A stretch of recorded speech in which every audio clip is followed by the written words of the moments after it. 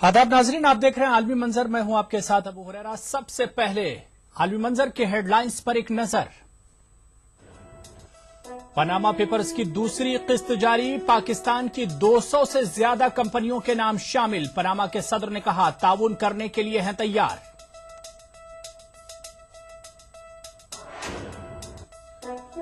Iraq में Daesh का अहम रहनुमा अबू वहब इत्तेहादियों के हमले में मारा गया, पेंटागन ने की तस्दीक।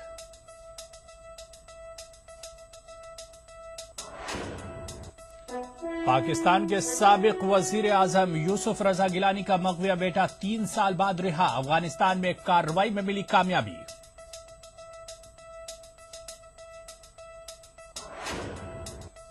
अमरीकी सदारती उम्मीदवार ट्रंप ने कहा लंदन के मेयर सादिक खान को अमरीका न आने की बंदिश से दिया जाएगा इस्तिस्ना। सादिक खान ने ट्रंप की पेशकश को किया मुस्तरद।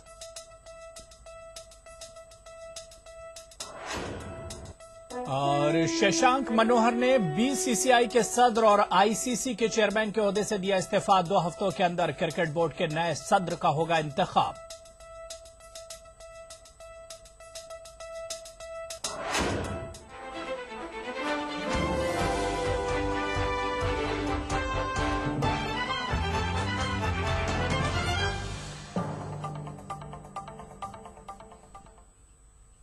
तो चलिए नाजरीन, अब आलमी मंजर को तफसील से देख लेते हैं। और सबसे पहले आलमी मंजर की शुरुआत पाकिस्तान से करेंगे, जहां पनामा के सदर जॉन कार्लोस ने कहा है कि उनका मुल्क जानकारी साझा करने और बैनुल अक़वामी जांच में ताउन करने की ख्वाहिश रखता है।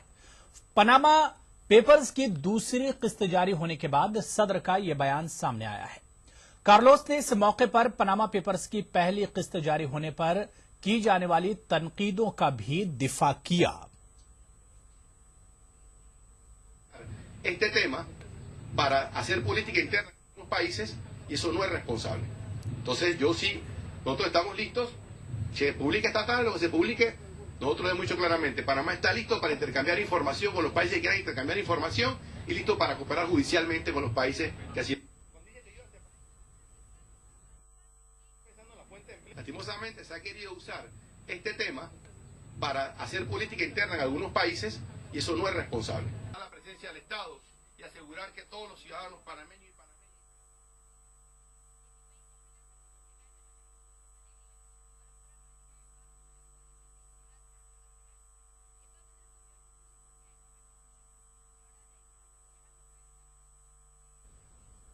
तो हम आपको यह भी बताते चलें कि पनामा लीक्स की दूसरी किस्त पेपर की जारी हुई है और इन दस्तावेजात में 200 से ज्यादा पाकिस्तानियों के नाम भी शामिल हैं।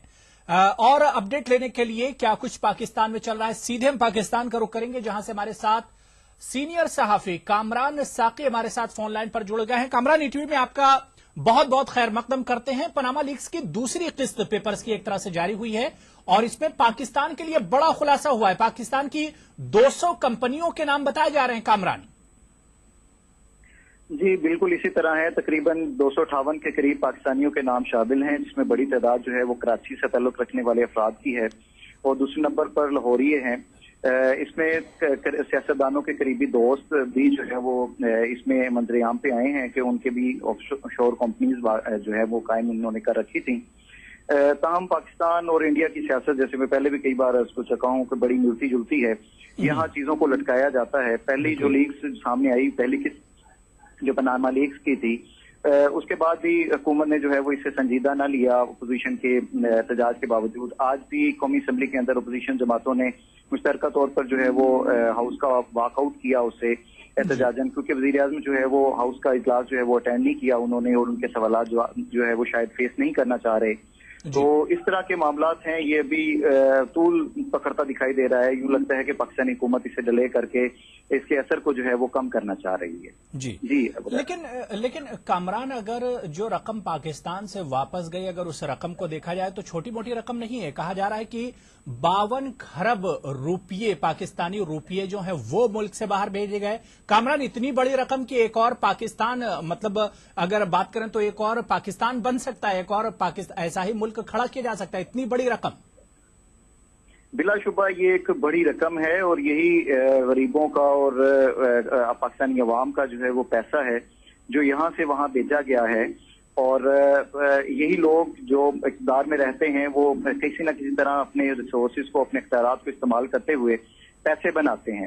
یہاں پہ ابھی آپ کی شاید نیوز میں ہوگا کہ پچھلے روز ایک سیکٹری لیول کا بندہ، کوئی 19ویں 20ویں گریڈ کا، اس کے گھر سے کروڑوں روپے، تقریباً 63 کروڑ کے قریب جو ہے وہ پکڑے گئے. اب ایک آپ دیکھ لیں کہ حکومتی سرکاری ملازم کے گھر سے جو اقتدار کیا ہے اتنے پیسے پکڑے جا رہے ہیں، تو وزیر اعظم، صدر، جو دوسرے وزراء ہیں یا ایم پی ایز جو ان کے اسپانسرز ہیں، ان کے گھروں میں کتنے پیسے ہوں گے اور انہوں نے کتنے پیسے باہر جو ہے وہ موو کیے ہوں گے. یہ تو وہ پیسے ہیں جو پکڑے گئے یا منظر پہ آگے. آف شور کے حوالے سے بھی اسی طرح ہے کہ یہ جو ٹیکس سے بچنے کے لیے اور مختلف ذرائع سے انہوں نے ہنڈی اور مختلف ذرائع سے ان سیاستدانوں نے، بیوروکریٹس نے پیسے باہر بھیج دیے اور وہاں پہ اپنی کمپنیاں اسٹیبلش کر دی. پاکستان کے اندر یہی پیسہ اگر واپس آ جائے تو غربت ختم ہو سکتی ہے، آپ کی تعلیم کی حالت بہتر ہو سکتی ہے، لوگ فٹپاتھوں پہ سونے پہ جو ہے وہ مجبور ہیں. بالکل کامران، سوال یہی اٹھتا ہے کہ اب پاکستانی حکومت ایسے لوگوں کے لیے کس طرح کے قدم اٹھائے گا؟ جیسے کہ آپ نے کہا کہ اس میں سابق وزراء اعظم کے رشتہ دار قریبی ہیں، اس کے علاوہ اگر بات کی جائے تو بہت سے وزراء کے قریبی ہیں جو سابق وزراء ہیں یا موجودہ وزراء، ان کے جاننے والے بڑے بزنس مین ہیں، مونی صلاحی کا نام لے لیں یا اور بھی جو نام اس میں آ رہے ہیں. ایسے میں سرکار کس طرح کے قدم اٹھائے گی؟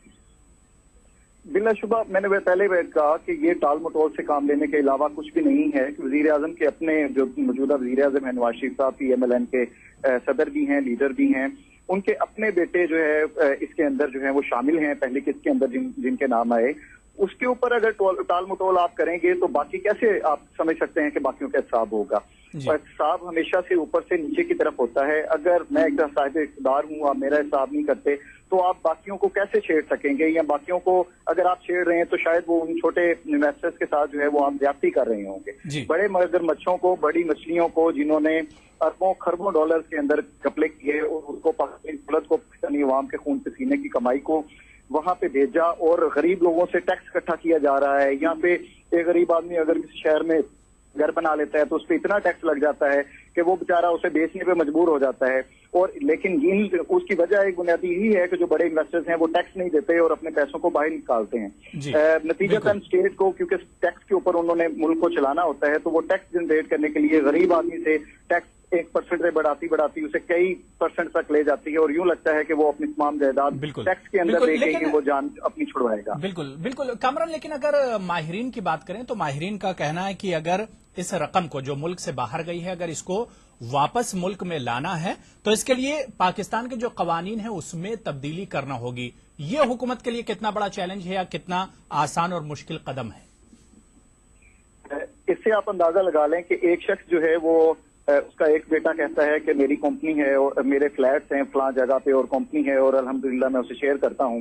دوسرا بیٹا کہتا ہے کہ میں جو ہے وہ اسے ہم نے رینٹ پہ لی ہوئی ہے اور وہ رینٹ جو ہے وہ پاکستان سے آتا ہے. والد اس کا کہتا ہے کہ ہمارا اس سے کوئی تعلق نہیں ہے جو موجودہ وزیر اعظم ہے.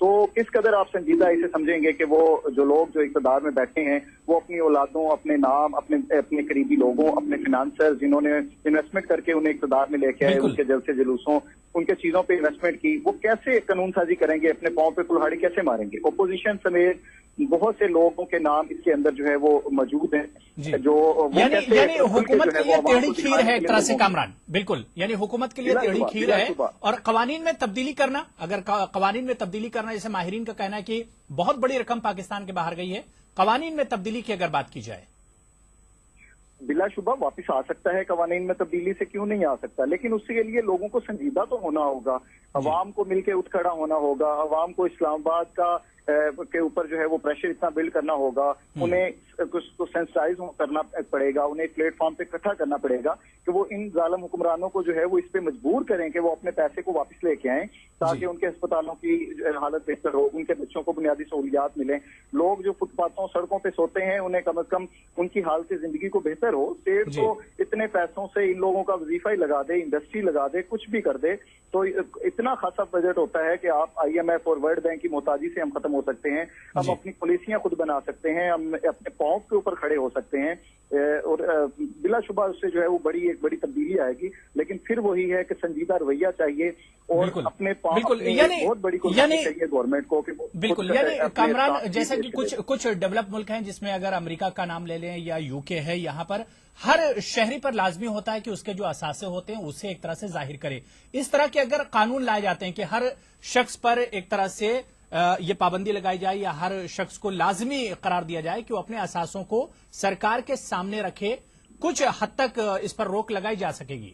کامران, یہ پہلے ہی قانون پاکستان کے اندر اس میں ایک بڑا موجود ہے, بدقسمتی سے اس کے اوپر عمل نہیں ہوتا. الیکشن کمیشن آج حکومت کو تقریباً 3 سال مکمل 2 سال سے زیادہ عرصہ ہو چکا ہے, لیکن ابھی تک انہوں نے اپنی الیکشن کمیشن کو جو MNA سسٹم ہے ہمارا, جو وزیر مشیر ہیں, انہوں نے ابھی تک اپنے اثاثے جو ہے وہ ڈکلیئر نہیں کیے. ابھی تک بہت سارے لوگوں نے اپنے اثاثوں کی تفصیلات الیکشن کمیشن کو نہیں دی. حالانکہ یہ قانون موجود ہے کہ جو الیکشن کمیشن کو اپنے اثاثوں کی ڈیٹیل جو ہے وہ غلط بتاتا ہے, چھپاتا ہے, تو وہ یا جمع نہیں کرواتا تو وہ فوری طور پر نااہل ہو جاتا ہے. لیکن کیونکہ وہ نظام اتنا اسٹرانگ نہیں ہے, اتنا مضبوط نہیں ہے, اور اس پہ قانون کرنے پہ عمل کروانے اور کرنے والے دونوں ایک جیسے ہیں, تو وہ سمجھ لیں کہ چور کے ساتھ جو ہے وہ مل جاتے ہیں اس کی. بالکل ظاہر سی بات ہے, یعنی کامران سخت سے سخت قدم اٹھانے کی ضرورت ہے اور حکومت کو بھی اس پر سنجیدہ ہونے کی ضرورت ہے. بہت بہت شکریہ کامران ساکی, تفصیلی بات چیت کرنے کے لیے. پاکستان سے ہمارے ساتھ سینئر صحافی کامران ساکی جڑے ہوئے تھے, جنہوں نے بتایا کہ سخت قدم اٹھانے کی ضرورت ہے, اور جو مالدار لوگ ہیں, جو امیر لوگ ہیں, ظاہر سی بات ہے کہ وہ تو اس طرح کے پیتروں سے بچ نکلتے ہیں, لیکن غریب لوگ ایسے معاملات میں اکثر پھنس جاتے ہیں. آپ کو ایک بار پھر سے بتا دیں کہ پاناما پیپرز کی دوسری قسط جاری ہوئی ہے اور ان دستاویزات میں 200 سے زیادہ پاکستانیوں کے نام شامل ہیں. آئیے اس سے متعلق آپ کو ایک رپورٹ بھی تفصیلی میں آپ کو دکھائی دیتے ہیں.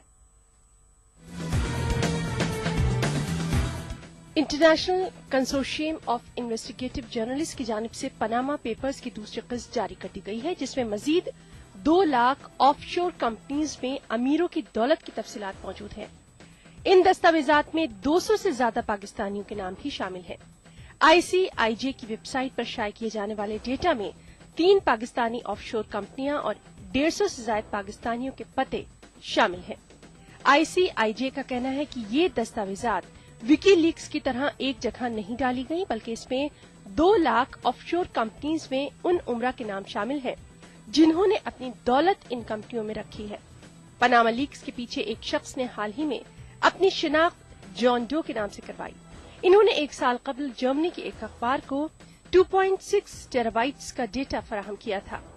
پاناما پیپرز کے منظر عام پر آنے کے بعد سے اب تک جن بڑی بڑی شخصیات کے مالی معاملات پر لیدے ہو رہی ہے, ان میں برطانیہ کے وزیر اعظم ڈیوڈ کیمرن, روس کے صدر ولادیمیر پوٹن, یوکرین کے پیٹرو پوشینکو اور فٹ بال کے مشہور کھلاڑیوں کے علاوہ فلمی دنیا کی کچھ مشہور شخصیات کے نام شامل ہیں. موزیک فونسیکا کا کہنا ہے کہ آج تک کسی نے ان پر کسی گھپلے یا مجرمانہ فعل کا الزام نہیں لگایا. انہوں نے کہا کہ کمپنی کے کھاتوں کی تفصیلات چرائی گئی ہیں. جان ڈو نامی شخص کی طرف سے ایک جرمن اخبار کو 1 سال قبل 1 کروڑ 15 لاکھ دستاویزات یا 2.6 ٹیرابائٹس پر مشتمل معلومات کا ذخیرہ فراہم کیا گیا. اس اخبار نے ICIJ کو معلومات کے ذخیرے تک رسائی دی. ICIJ میں شامل BBC سمیت دنیا بھر کے اخبار نویسوں نے معلومات کے ذخیرے کا مطالعہ کر کے اس میں عوامی اہمیت کی معلومات نکالیں اور پھر گزشتہ ماہ ان کو اشاعت کے لیے جاری کیا گیا. یاد رہے کہ دنیا کے 300 ماہرین معاشیات نے پیر کو دنیا بھر کے سیاسی قائدین کو لکھے گئے ایک مکتوب پر دستخط کیے, جن میں ان سے مطالبہ کیا گیا کہ ٹیکس چوری کے لیے بنائی ہیونیز کو ختم کیا جائے. انہوں نے کہا کہ ان ٹیکس ہیونیز سے صرف انتہائی امیر افراد اور کثیر الملکی کمپنیز کو فائدہ ہوا ہے, ان سے معاشی ناہمواری میں اضافہ ہوا ہے. گزشتہ ہفتے جان ڈو نے ایک 1800 الفاظ پر مشتمل بیان جاری کیا, جس میں انہوں نے دنیا میں بڑھتی ہوئی معاشی عدم مساوات کو ان دستاویزات کو عام کرنے کی وجہ قرار دیا. جان ڈو نے کہا تھا کہ بینک اور مالیاتی نگراں ادارے اور ٹیکس حکام اپنی ذمہ داریاں ادا کرنے میں بری طرح سے ناکام رہے ہیں. انہوں نے مزید کہا کہ اس طرح کے فیصلے کیے جاتے رہے ہیں جس میں امیر تو صاف بچ جاتے ہیں, لیکن متوسط اور کم آمدنی کے لوگوں کو نشانہ بنایا جاتا ہے. جان ڈو نے انکشاف کیا کہ انہوں نے کبھی بھی کسی خفیہ ادارے یا حکومت کے لیے کام نہیں کیا. انہوں نے عدالتوں اور سرکاری وکلا کو مکمل مدد کرنے کی اس شرط پر پیشکش کی کہ انہیں معافی دلوائی جائے گی. ان سارے دستاویزات کا افشا کرنے والے کی شناخت جان ڈو کے نام سے کی جا رہی ہے, لیکن ابھی تک یہ نہیں بتایا گیا کہ وہ مرد ہیں یا عورت. Bureau report ETV news. तो चलिए यहाँ पर छोटा सा ब्रेक, और ब्रेक के उस पार आपको बताएंगे कि इराक में दाइश का अहम रहनुमा इत्तेहादियों के हमले में हुआ हलाक। छोटे से ब्रेक के बाद